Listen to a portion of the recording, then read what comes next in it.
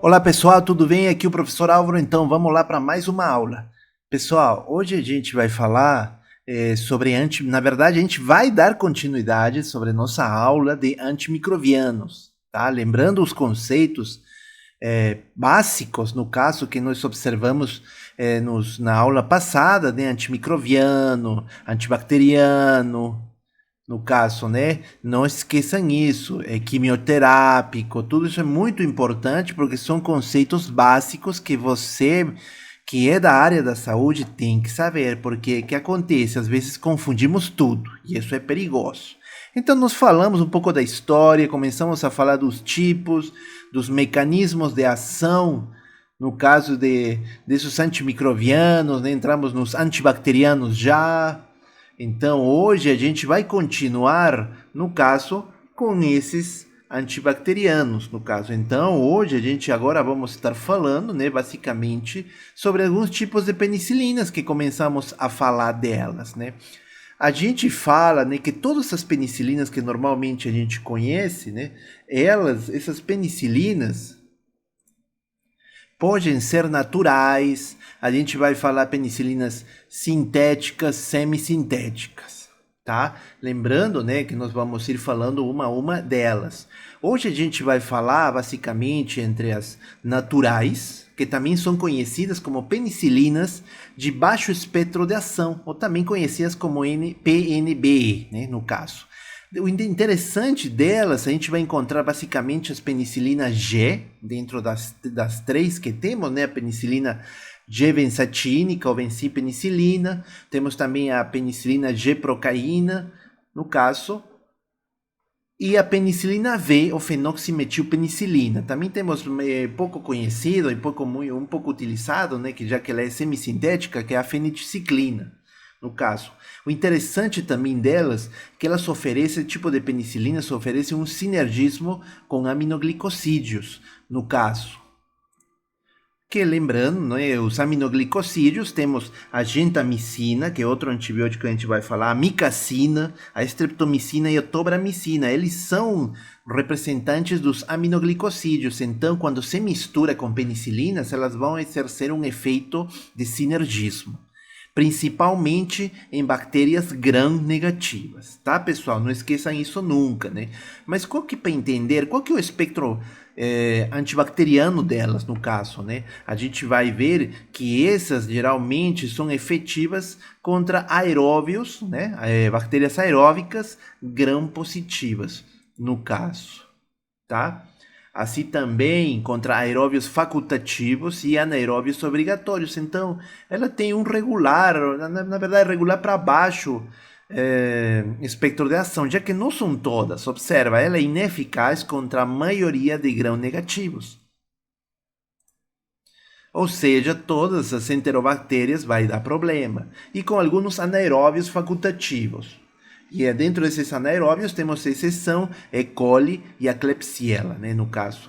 Que ela quando se aumenta a concentração, né, ela vai ser eliminada através da urina. Falando dessas penicilinas também. Elas são ativas contra bactérias gram-negativas, desculpa. No caso, quando elas são cultivadas, a gente vê isso, quando elas são cultivadas através do agar sangue, uma conque. Tá? Também temos a pasteurela, né, no caso, que se vê muito, né, na parte da medicina veterinária, e a Haemophilus influenzae, também alguns tipos de pneumonias, tá, pessoal? Assim também ela tem boa atividade contra anaeróbios obrigatórios. E isso aí é uma coisa interessante, já que penicilinas, elas são boas, né? Foram as primeiras, ainda são utilizadas sim. Mas, no caso, não é para todos não tem para todos os micro-organismos presentes, né? Aqui fala boa atividade contra anaeróbios obrigatórios que outros não têm, no caso, né? Com exceção de bacteroides, né? Beta-lactamases. Assim também ela vai ser efetiva, no caso, contra actinobacilhos, borrelia, né?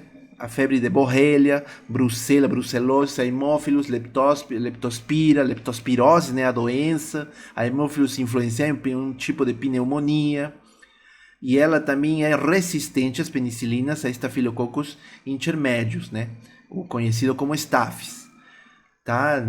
Assim também, quando a gente está falando do gênero Enterobacteriae, né? As enterobactérias, incluindo prótios, né? De doenças urinárias, né? Assim também temos bacterióides, bordetella, né? A maioria dos Campylobacter e no caso são resistentes. Então, contra todas essas daqui, no caso, ela vai ser resistente, né? No caso aqui mostrando, né? Contra todas elas é resistente, tá? Ou seja, grande parte delas é de regular para resistente. Então, por isso vemos que elas são chamadas de baixo espectro de ação. Só que também a gente tem que lembrar que elas são boas para outras coisas também, né, no caso. Assim, conforme o espectro antibacteriano que tínhamos comentado na aula passada, né, podemos observar que elas são boas com aeróbicos ou aeróbios gram-positivos e anaeróbios obrigatórios, né? Ela é quase que 100% de efeito. Só que nem todas elas, né? Mas grande parte delas. Já elas não têm nenhum efeito, né? Um efeito baixo mesmo contra aeróbios gram-negativos e principalmente contra estafilococos produtores de penicilinase, né? Então, estamos falando quase todos praticamente. Staphylococcus aureus, o principal responsável. Qual que é a aplicação química delas, né? No caso, a aplicação química vai ser um fármaco de escolha, quando a gente falar de tipo Clostridium, né, que provoca clostridioses, listerioses e actinomicoses, no caso. Assim também infecções por anaeróbios, né, abscessos, feridas provocadas por alguma briga, né, no caso, enfim, piotórax, também infecções provocadas por estreptococo beta hemolítico. Assim também elas podem ser úteis contra sífilis, no caso, com exceção, né, de neurosífilis, quando a gente está falando da penicilina B benzatínica, tá, pessoal? Se for no caso da penicilina G cristalina, no caso, né, ela é excelente contra, no caso, infecções provocadas por Streptococcus pneumoniae ou também, né, Streptococcus pyogenes, no caso, né? E aí estamos falando de piodermites, amigdalites, infecções por Streptococcus agalactiae, né? Temos a meningite e sepsis, no caso, né? Que provoca, né, reações generalizadas. Temos também endocardites provocadas pelo Streptococcus viridans, tá? Que normalmente elas são para esses usos clínicos principalmente, né? A benzatínica e a G cristalina, tá, galera? Como que elas vão ser administradas, no caso, né? Falando de forma geral, mas vamos especificando algumas, né? A penicilina G, obviamente, grande parte delas, por não falar todas, elas são administradas parenteralmente. Lembrando, parenteral, ou seja, não é pelo intestino, vão ser por outras vias fora o intestino. Aí temos as que? A penicilina G, no caso, que ela é administrada parenteralmente. Dentro delas vamos ter a cristalina, que tínhamos falado, administração intravenosa, tá? Só que ela é de uma, como falar, é uma meia-vida curta, o tempo de vida média é curto, ou seja, as concentrações também vão ser de curta duração.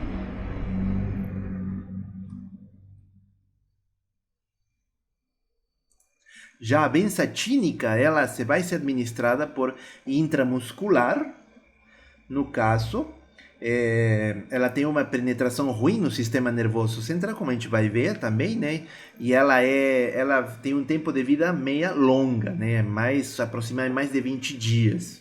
Por isso que a concentração, no caso, ela tem, são baixas concentrações, né? No caso, pessoa que tem longa duração. Temos a penicilina G procaínica, que ela é, na verdade, pouco utilizada na prática. A sua via de administração, obviamente, vai ser intramuscular. Ela vai ser aplicada de 12 em 12 horas, a cada 12 horas. Ela tem uma absorção incompleta, né, retardada do componente da penicilina, o que se utiliza mais a procaína, né, no caso. E ela vai ser, no caso, como estamos falando, né, para Streptococcus, Enterococcus, a Neisseria, né, da meningite bacteriana, anaeróbios e outros, por exemplo, também pode ser útil com treponemas, só que não cobre estafilococos, como tínhamos visto, né, penicilinas de maneira geral, de baixo espectro de ação, elas não têm efeito no caso, contra estafilococos. Assim, a gente tem que ser um pouco realistas, mas alguns medicamentos podem até ter um certo efeito, mas são moderadamente resistentes, tá? Então elas não aguentam, né, no caso. E assim também vamos ter que normalmente elas são absorvidas 20 a 30% dessa absorção, principalmente das penicilinas G. A absorção é boa, né, no caso. E são, no caso, intramuscular ou intravenosa, né? Já a penicilina V, no caso, né, essa penicilina V, ela pode ser administrada por via oral também, por via oral, de 6 em 6 horas. Ela é pouco utilizada na prática. Ela é mais estável em um ambiente ácido, 40 a 50% de absorção. E ela é eficaz também contra estreptococcus, enterococos, o meningococo, né, da Neisseria, anaeróbios, e também no cobre, estafilococos. Então são bem parecidas uma com a outra, tá? Se a gente for falar até a gente falou a penicilina G cristalina, ela tem uma boa penetração no sistema nervoso central. Por isso que ela é boa para sífilis quando atinge o último estágio da sífilis, que é a neurosífilis. Então, toma cuidado, né? Essa confusão aí se deve praticamente pela farmacocinética que ela tem, né? E que se aplica bastante na via de administração. Assim mesmo, essa procaína, essa penicilina G-procaína, né, tem níveis satisfatórios, porque ela vai ser corretamente absorvida no plasma e tecidos. Então temos de 12 a 24 horas, né, embora não seja muito utilizada, tá? A penicilina G-benzatínica, ela também é demorada, como a gente tinha falado, né? O tempo de vida longa é de mais ou menos 20 dias, né? Ela persiste até por mais tempo ainda, por mais 7 dias. Ela tem uma penetração ruim no sistema nervoso, como tínhamos falado. Ele é ativo com micro-organismos muito sensíveis, que na maioria, eles são atingidos pelas baixas concentrações. Só que assim, essa penicilina G-benzatínica são baixíssimas concentrações, porém, durante muito tempo. E lembra que a gente tinha visto no início das classes de penicilinas que elas são por tempo dependentes e outras concentração dependentes. Então, quando são as concentração dependentes, são essas que a gente está falando, a penicilina G-benzatina, ou benzatínica, tanto faz. Ou vencilpenicilina também, ou também chamada bencetacil, que é mais comum. Tá, galera? Só coloquei uma unidade padrão internacional, que normalmente equivale, né? 1,67 unidades internacionais, isso para todo mundo inteiro, né? Que equivale a 1 miligrama de penicilina G. A penicilina G cristalina, ela também tem boa penetração, como nós tínhamos falado, tá? Então, essas seriam as penicilinas de baixo espectro de ação, ou também chamadas de PNBE. Beleza, pessoal? Vamos para as próximas, então. Agora a gente tem outro tipo de penicilinas, que a gente chama elas de penicilinas anti-estafilocócicas. Então, você já está pensando, então, essa aí, o foco delas são estafilococos. Sim. Ou também elas podem ser chamadas, também, no caso, de penicilináceas resistentes. Tá? A gente vai explicar o porquê desse nome também presente. Então, geralmente são três, né? Essa primeira que a gente vai ver, depois a gente vai ver também as penicilinas antipseudomonas e as penicilinas semissintéticas também, tá, galera? Então, essas antiestafilocócicas, a gente tem esses 5 representantes, né? A cloxaciclina, a dicloxaciclina, que ele era normalmente um antibiótico de escolha no caso de tratamentos de dente, né? Antigamente, hoje se utiliza já mais a amoxicilina, né, que é outro derivado que a gente vai falar dele. A flucloxacilina, no caso, né, o nome difícil, né, e a meticilina e a oxacilina, tá, pessoal?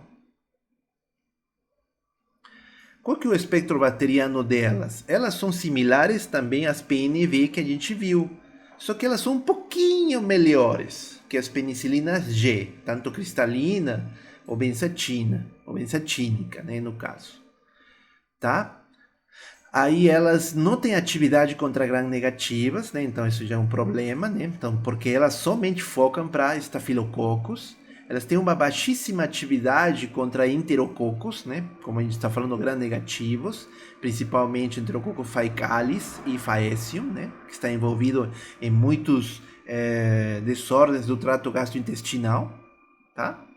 Tem uma atividade variável contra anaeróbios, isso aí vai depender muito do tipo de microorganismo anaeróbico, tá? A gente colocou um exemplo aqui, por exemplo, para você ver como é que essa dupla face de alguns desses medicamentos.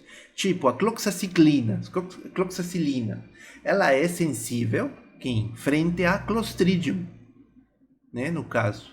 Frente a Clostridium, qualquer tipo de Clostridium, que lembrando, né, que ele é gram positivo, tá? Então esse Clostridium é gram positivo e já ele se torna resistente frente a bacteroides que são gram negativos, tá, pessoal? Então você percebe como que ela é, né? Normalmente outros medicamentos eles podem atingir tanto Clostridium como bacteroides, mas no caso dessas antistafilocócicas, elas trabalham dessa maneira. Aqui na figura do espectro antistafilocócico, a gente pode observar, né, que ela não é tão boa. Mas ela é boa em quem, galera? Lembrando, né, no nosso esqueminha que tínhamos visto do espectro de ação, que quando essa figura, esse quadrante é totalmente branco, a gente atinge quantidades parecidas aos 100% que vão ser efetivas contra estafilococos produtores de penicillinase. Só que aí você ainda tem alguns mas, né? No caso, ela não vai ser efetiva com aqueles estafilococos áureos que têm resistência, que são resistentes à meticilina. Então, essas não vão ter efeito. Mas você pode ver que nos aeróbicos gram-negativos não tem, é péssimo. Já nos aeróbicos gram-positivos e os obrigatórios, eles têm uma moderada taxa de aceitação, né, que vai de 50% a 70% de eliminação desses micro-organismos, tá? As aplicações clínicas que a gente vai ver deles, né, vão ser, no caso, em infecções estafilocócicas, no caso, né, na pele, em partes moles, também. Vai estar presente também para tratamento de profilaxia cirúrgica, principalmente em processos ortopédicos, para abscessos, para pneumonias, para o tratamento de osteomielite, né, já que normalmente, né, gram-positivas estão envolvidas, e também em discoespondilites, tá? Um tratamento, no caso, uma profilaxia, né? As vias de administração delas, elas podem ser bem toleradas por via oral, né? O único problema é que ela pode causar uma inativação por causa, né, ela vai ser rapidamente destruída, pode ser rapidamente destruída pelos sucos gástricos, né? Então, no caso, se pede que ela seja administrada com estômago vazio, ou seja, não em associação com alimentos, não com alimentos, tá? Agora temos, pessoal, as aminopenicilinas, tá? Ou também são chamadas aminoPE-Pai, que também podem ser chamadas também de penicilinas semissintéticas. E aí temos, no caso, representantes, moléculas, fármacos, medicamentos, você conhece, que capaz já você já tomou. No caso, a amoxicilina, que normalmente, mal falada, né, amoxilina. Isso está errado, gente. É amoxicilina, tá? Temos a ampicilina, que era muito utilizada há mais tempo, ainda é utilizada, mas entre uma e outra, a amoxicilina é bem melhor. E a etacilina também, outra não muito utilizada. Tá? Qual que é o espectro bacteriano dessas penicilinas, no caso, são semissintéticas, né? Geralmente elas são um pouco menos ativas, com gram-positivas e anaeróbios do que a comparação com a penicilina G. Tá? São um pouco menos ativas, então elas caem um pouquinho o espectro frente à penicilina G.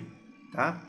Eles aumentam a atividade principalmente com quem, pessoal? com gram-negativas, tá? No caso dessas aminopenicilinas, no caso. Assim, elas também podem ser efetivas contra estreptococos e enterococos. Aí temos também a listéria, a neisseria, meningococo. Os hemófilos também, né? Também temos os treponemas, também pode ter um efeito. Ela não cobre estafilococos, tá, pessoal? E outros germes gram-negativos, tá? E isso se deve principalmente à afinidade de ligação com as PBP. Lembra que tínhamos falado das PBP na aula passada, né? São proteínas que se ligam a penicilinas. Ou seja, são os lugares da bactéria onde as penicilinas vão se ligar. Só que para isso elas podem oferecer diferentes mudanças, né? Podem criar resistência e muda totalmente essas PBP. Então, né? Se no caso que acontece essas gram-negativas, essas aminopenicilinas, elas vão ter uma ligação com essas PBP1B e as PBP3. E com isso, dá a chance de aumentar a habilidade de penetrar na membrana externa das gram-negativas. E com isso, né, se dá esse espectro que ele tem, no caso. Agora, também vamos ter fármacos de baixo espectro bacteriano, no caso no espectro antibacteriano, né, melhor dito, que a gente vai falar. Então, quando tem uma diminuição do fármaco de amplo espectro, né, tem um aumento de cepas gram-negativas resistentes, tá? Então isso aí é perigosíssimo, né, porque vai levar a uma resistência bacteriana. Na verdade, já está levando, né? E vai aumentar a prevalência de outros micro-organismos, como quem? Klebsiella pneumoniae, né? Pneumonias, pseudomonas, perigosíssimo isso também, né?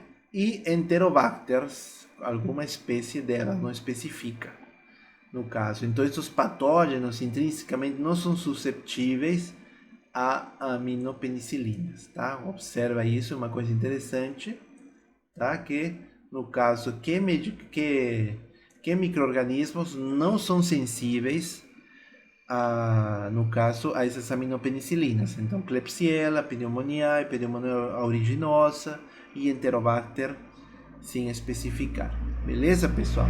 Elas não são ativas agora contra quem? Estrafilococos, que principalmente aquela produtora de penicilinase, e gram-negativas, que produzem beta-lactamases, tá? Então é uma ou outra. Mas professor, o senhor não falou que se ligava a gram-negativas e que era boa? Sim, mas quando ela produz beta-lactamases, aí já era, não tem como, aí cria resistência, tá? Então essas aminopenicilinas ou penicilinas sintéticas, elas são altamente sensíveis à hidrólises pelas beta-lactamases, no caso gram-positivas ou gram-negativas quanto a penicilina G. São bastante comparadas quanto a penicilina G no que tange a essa hidrólise pelas beta-lactamases, tá, pessoal?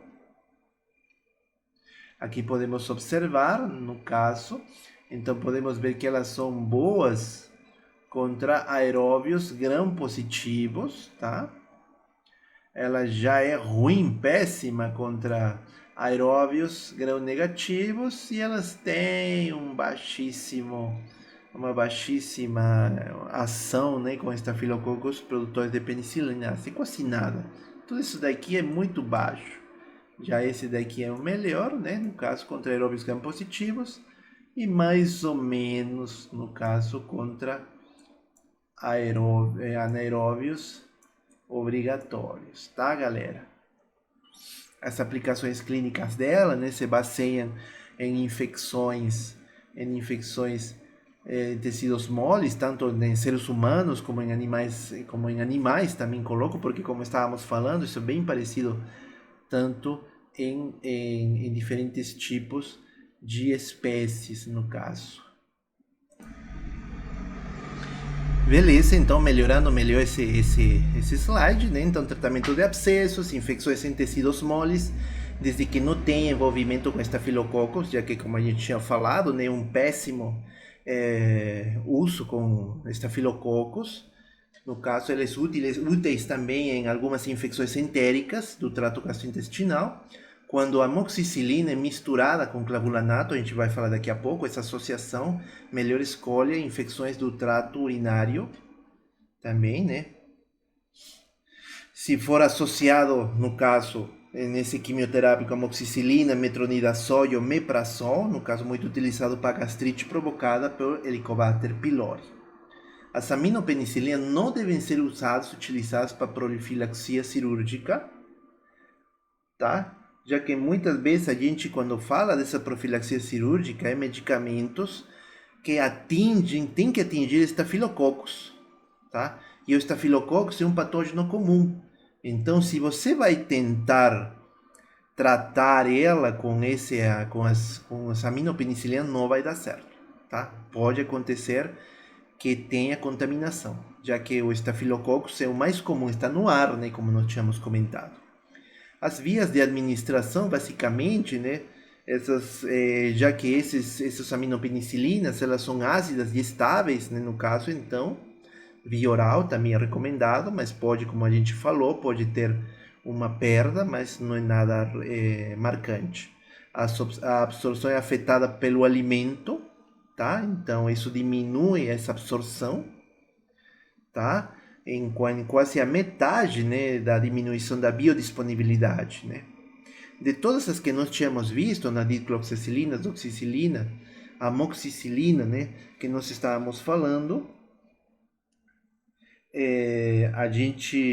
a ampicilina, né, também temos que a melhor delas é a amoxicilina, que é a menos afetada, 20%, mas tem ainda uma queda na biodisponibilidade. Como falamos, é melhor absorvida com o intestino vazio, né, sem alimentos. Os efeitos adversos que ela pode ter, alterar a flora, altera mais a flora do que as penicilinas de baixo espectro, que tínhamos visto, tá?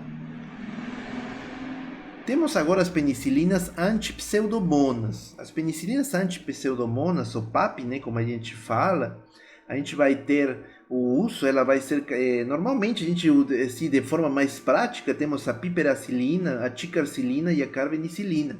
Mas para ser mais exatos, elas são divididas em carboxipenicilinas, na qual temos a carbenicilina e a ticarcilina. E a piperacilina está dentro da forma das ureidopenicilinas, né, onde vai ter as axocilinas e as meslocilinas, tá, pessoal? Então, uma forma um pouco mais técnica, né, de a gente ver. Mas as principais, né, como a gente estava falando, vai ser as carbenicilinas, ticarcilinas e as piperacilinas, tá, galera? O espectro antibacteriano delas, obviamente, se são antipseudomonas, ela é eficaz, é importante, é necessária contra pseudomona aeruginosa. Principalmente porque, se a gente for ver o mecanismo, porque ele tem uma alta afinidade para quebrar essa pseudomona, porque ela se liga na PVP3, tá, galera? Então ela vai se ligar na PVP3, tá? E ela penetra bem bacana, né, nessa parede celular bacteriana. Outro caso, outro espectro, que ela atinge também a maioria das Klebsielas, as Citrobacters, as Serratia e Klebsiella são muito comuns em pneumonias bacterianas, e todos os enterococos, Enterobacter, são resistentes. Então isso nos leva a pensar que as enterobactérias, né, no caso gram-negativas, elas também vão ter um caso de resistência, tá? O mecanismo da ticarcilina, né, de todas elas, ela é menos ativa se a gente for falar que a aslocilina e a piperacilina. Porém, o espectro de ação é maior, ou similar, na verdade, que a carbenicilina, que a gente vai falar em breve, né? Só que ela é 2 a 4 vezes mais ativa que a carbenicilina. Contra quem? Contra pseudomonas aeruginosas, né? Então a ticarcilina torna ela especial, né, dentro desses medicamentos antipseudomonas. Beleza, pessoal? Bem, aí que vamos ter? Aí temos também que as acinolocilinas, as meslocilinas e as piperacilinas, elas, no caso, elas têm são penicilinas, obviamente, antipseudomonas de espectro estendido, né? E por que se deve isso?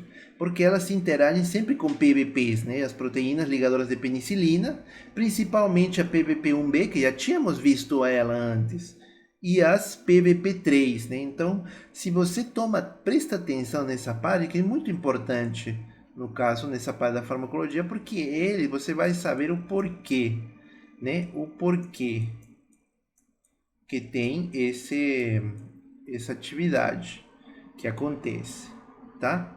Então tem uma maior atividade contra bactérias como a Klebsiella pseudo aeruginosa do que a carbenicilina, tá? Essas três que a gente falou. E tem maior atividade contra as bacterióides frágeis. A piperacilina, no caso, ela é mais ativa do que a acilina e a meslocilina. Tá? Ela vai inibir quase que 95% no caso das cepas de Pseudomonas aeruginosa. Ela inibe também muitas enterobactérias e ativa contra muitos anaeróbios também, tá?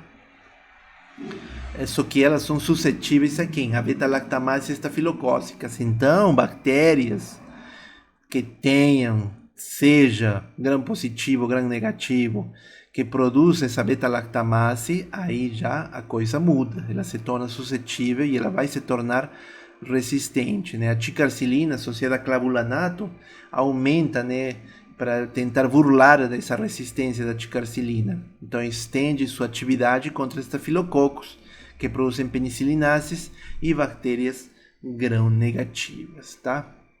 Normalmente é recomendado o seu uso com aminoglicosídeos, né? Tínhamos falado gentamicina, tobramicina.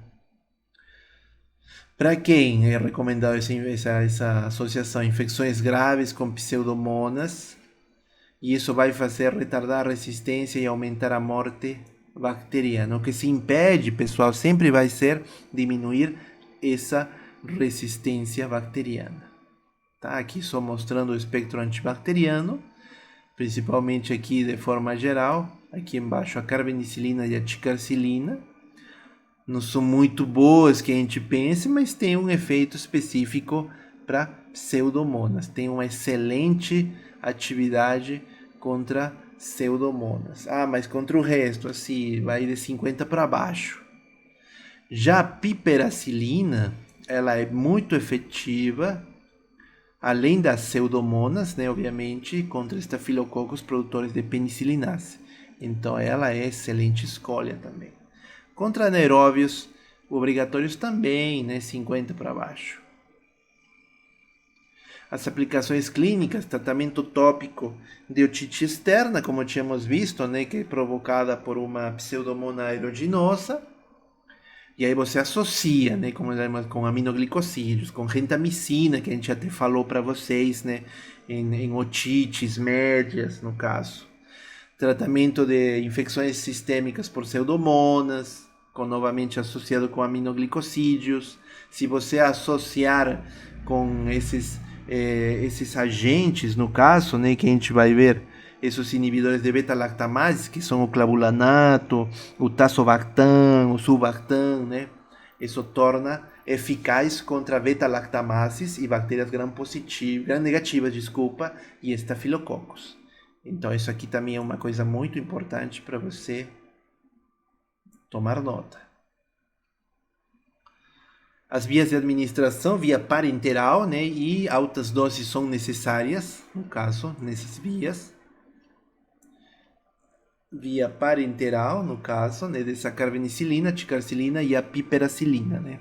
Principalmente essas duas últimas, a piperacilina e a ticarcilina, elas podem ser dissolvidas ou utilizadas na orelha para tratar a orite externa, né, provocada por pseudomonas. Obviamente, elas vão ser em pó, em formulação farmacêutica em pós, que elas podem ser utilizadas, tá? Agora entramos no caso dos inibidores de beta-lactamases. Os inibidores de beta-lactamases, eles trabalham, vamos ter esses três que nós estávamos falando, né? Que é, no caso, seu ácido clavulânico, clavulanato, que muitas vezes é associado a outros medicamentos, por exemplo, a amoxicilina, um exemplo claro disso. Então, qual que é o mecanismo de ação? Né? Geralmente, o ácido clavulânico, né, ele provém de um fungo, né, Streptomyces clavuligens, né?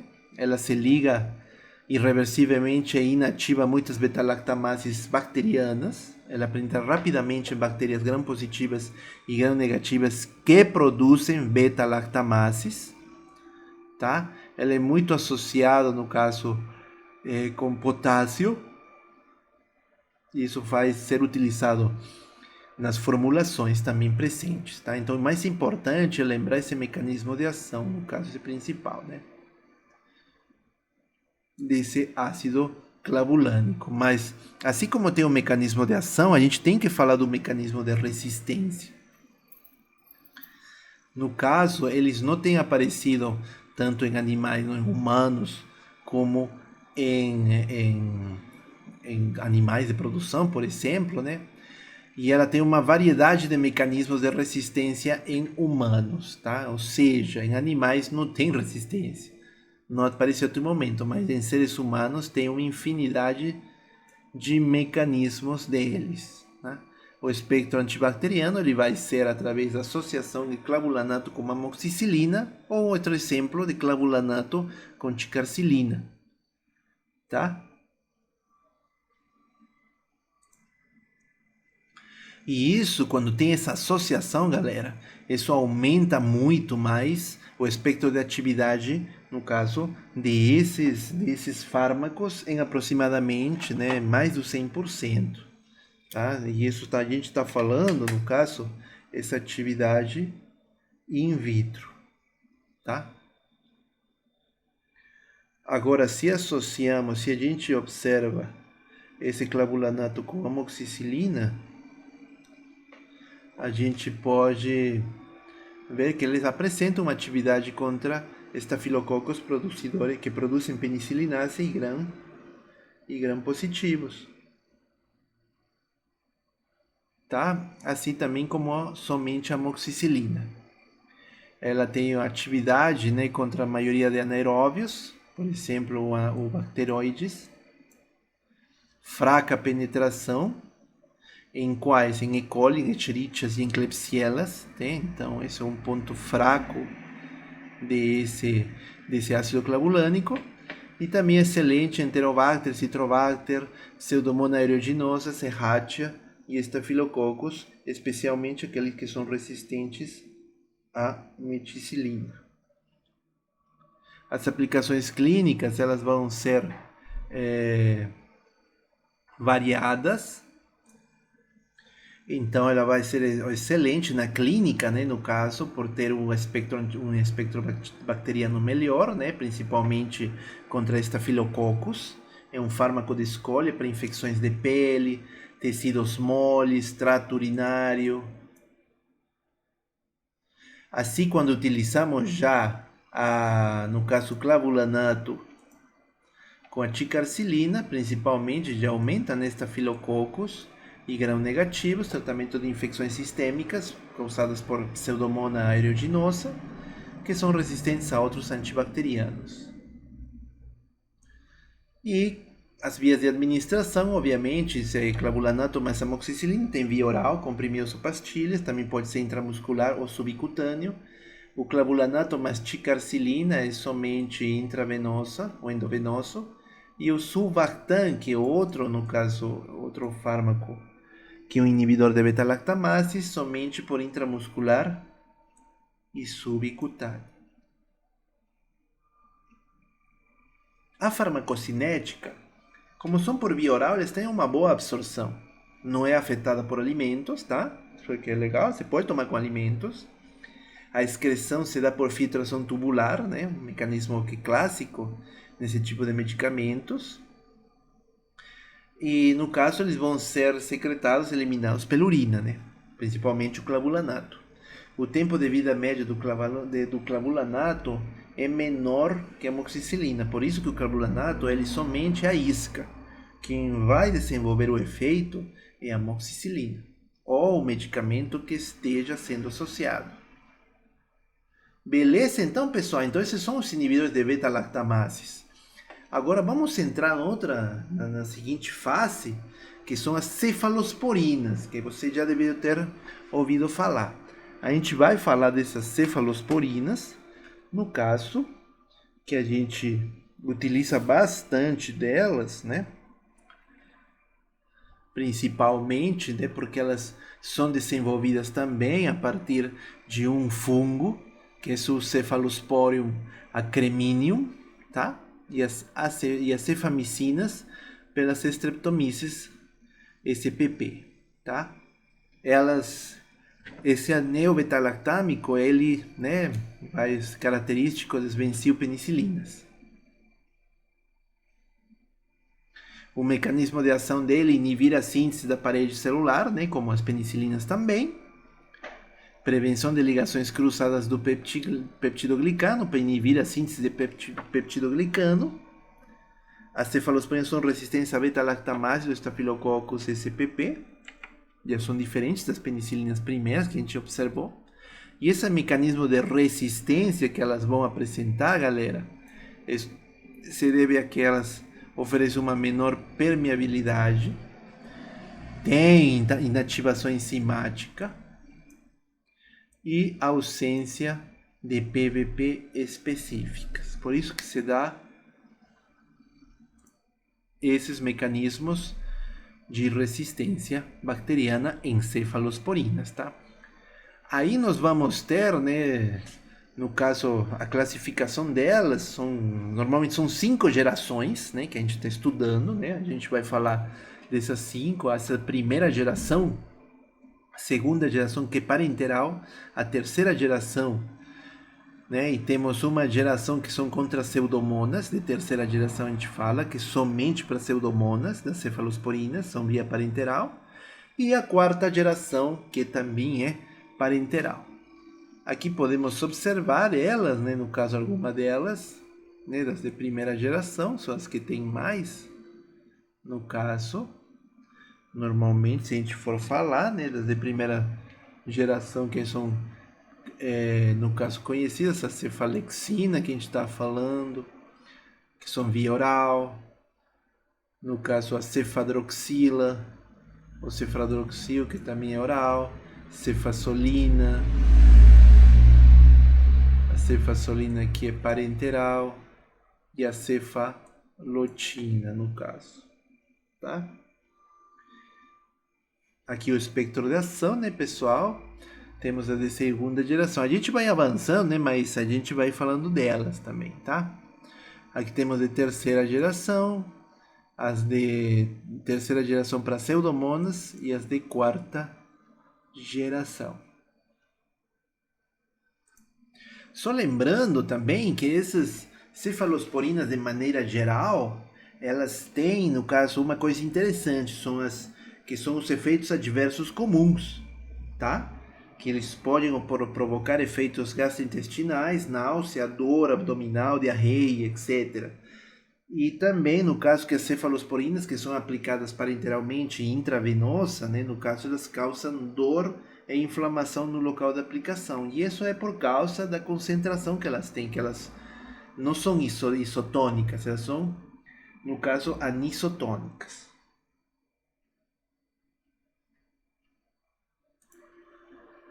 E as reações de hipersensibilidade, tá, pessoal, dessas cefalosporinas. Elas têm uma meia vida curta que as penicilinas, tá? Elas são uma alterativa terapêutica. E as de primeira geração, no caso, utilizadas em infecções de pele, tecidos moles, trato urinário, exceto na próstata. Ela vai ser ativa contra Staphylococcus spp, Streptococcus, E. coli, Proteus mirabilis e Klebsiella. Todos eles, grande parte, são muito observados em doenças do trato urinário também, né? Principalmente E. coli, Proteus, mirabilis, etc. Também útil para tratar a osteomielite, a discoespondilite, igual que as penicilinas que vimos, né, nas aulas passadas, e a conjuntivite bacteriana. Tá, galera?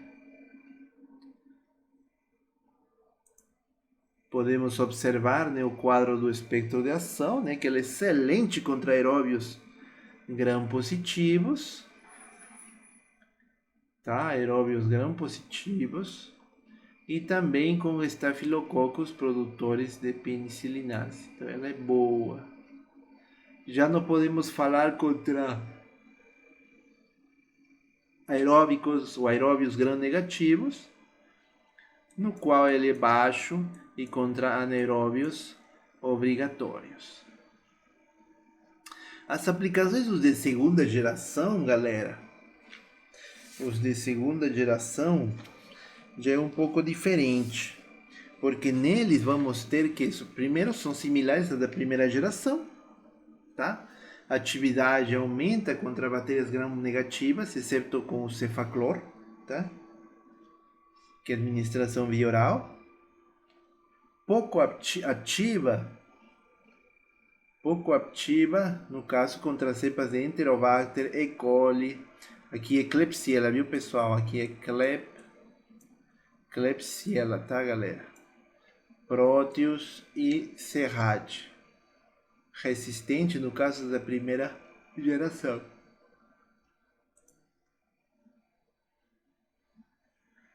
Dentro dos representantes, vamos ter o que? O cefaclor, administração via oral, a cefoxitina, administração intravenosa, cefuroxima, que estamos falando agora, administração intravenosa. Temos também a cefuroxima com acetil, né, outra forma. Essa cefuroxima, ela tem uma estabilidade à beta-lactamase, então ela pode atingir bactérias que produzem beta-lactamases. Ela é excelente para profilaxia cirúrgica, no caso, né, contra patógenos oportunistas. Aqui podemos observar o espectro antibacteriano das cefalosporinas de segunda geração, né? Observamos que elas são excelentes, no caso, contra estafilococos produtores de penicilinase, e elas são mais ou menos, né, contra o resto, contra aeróbios gram-positivos, contra gram-negativos e contra anaeróbios obrigatórios. Bem, e nós chegamos até as cefalosporinas de terceira geração. No caso, aí a gente vai ver que tem menor atividade contra estafilococos, diferente das anteriores, uma maior atividade contra gram-negativos, que comparado com a primeira e segunda geração, que a gente viu agora há pouco. Infecções do trato urinário também é presente, boa para isso, por bactérias resistentes. Para infecções severas provocadas por aeróbios gram-negativos e bactérias anaeróbias facultativas do gênero Enterobacteriaceae, tá, galera? Aí vamos ter, né, a ceftriaxona, que é uma dos representantes. Também vamos ceftriaxona, no caso, ela é administração intravenosa. Temos a cefotaxima intravenosa também, a ceftazidima intravenosa, a cefoperazona também intravenosa, que a gente vai falando, a cefocidima intravenosa e a cefixima. A cefixima, que é via oral, tá? Então essa ceftriaxona é o tempo de vida média excelente para que ela consiga entrar na barreira hematoencefálica. Ela tem boa atividade contra a borrelia, né? Burgdorferi, que causa a doença de Lyme, né? Aquelas das doenças febris. Tá, aqui o espectro de ação das cefalosporinas, né? É muito boa contra aeróbios gram-negativos, mais ou menos contra aeróbios gram-positivos. e ela regular contra estafilococos e anaeróbios obrigatórios. As aplicações clínicas das cefalosporinas antipseudomonas parenterais podem ser úteis em infecções severas, tá?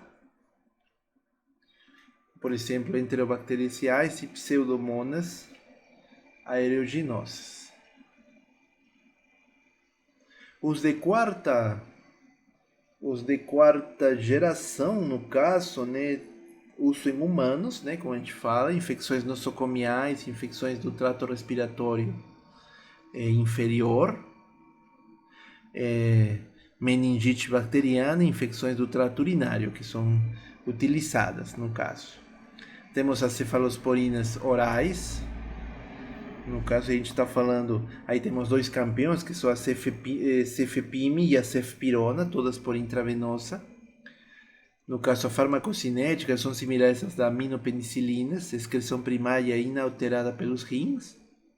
A maioria das cefalosporinas tem tempo de vida média curta, né, aproximadamente 1 hora. Tá, galera? E, no caso, as cefalosporinas parenterais também são rápidas e bem absorvidas por injeção, né, intramuscular ou subcutânea. Intravenosa somente em humanos, que se aplica, o tempo de vida média aproximado de 1 hora, e a excreção é principalmente renal.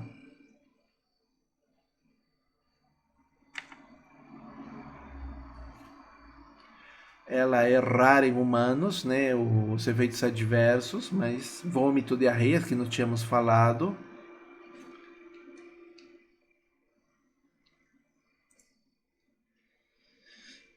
A cefalotina ela causa uma nefrotoxicidade, só que um risco mínimo. As cefalosporinas podem causar, como a gente estava falando, nefrotoxicidade, toxicidade ao rim, do tipo aditivo. E mais ainda se você associa eles com aminoglicosídeos ou anfotericina. B. Os efeitos adversos, ela vai estar associada com a furosemida, que a furosemida ela é um diurético, então isso pode aumentar o potencial nefrotóxico desse medicamento, dessa cefalosporina, pode causar dor, abscessos, principalmente a septacidema, seja por via intramuscular ou subcutânea, tromboflebite, administração intravenosa, que essa tromboflebite foi porque ela causa irritação do tecido, pode haver um falso positivo em testes de glicose, exceto quando você utiliza a cefotaxima. E isso vai depender do sulfato cúprico, que é muito utilizado em alguns reagentes, em alguns testes. Assim também ainda pode dar uso desse medicamento, pode dar falsos positivos sem medir creatina e tempo de protombina, cara. Então isso é muito importante você lembrar dessa questão. Tá, pessoal? Bem, pessoal, então vamos chegar até por aqui. A gente vai ver isso agora na nossa próxima aula, continuar com antibióticos parte 3, né? No caso, isso vai virar uma trilogia, né? Já que é muita coisa, galera. Tá bom, pessoal? Então, só para mostrar para vocês, no caso, né? Se inscreva no meu canal, galera, né? Porque a aula vai estar postada ali, né? Caso não conseguiu assistir agora, assiste lá. E deixa teu like, galera. Aqui as referências, no caso dessas aulas que a gente está vendo. E com isso me despeço de vocês. Um grande abraço e uma boa e excelentíssima semana. Obrigado, pessoal.